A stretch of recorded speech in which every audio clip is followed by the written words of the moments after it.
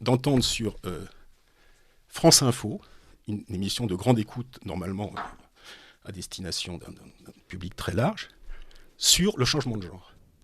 Et toutes les personnes présentes tenaient le discours qu'un enfant puisse décider de changer de genre, c'était très bien. C'était une libération par rapport à des interdits, des préjugés, etc. Très bien. Il est bien entendu qu'un enfant, c'est pas du tout influençable. Hein. Il est bien entendu qu'un enfant, il va pas sur les réseaux sociaux, il n'est pas influencé par ça. Il est bien entendu qu'un enfant, c'est pas un peu compliqué la sexualité à un moment donné. Non.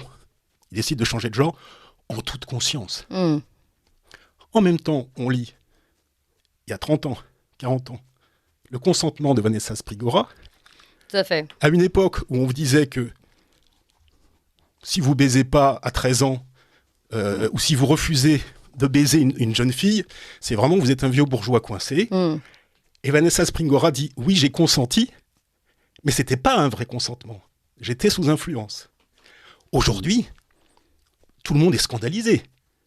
Oui, Matzneff, salopard, exclu de la société.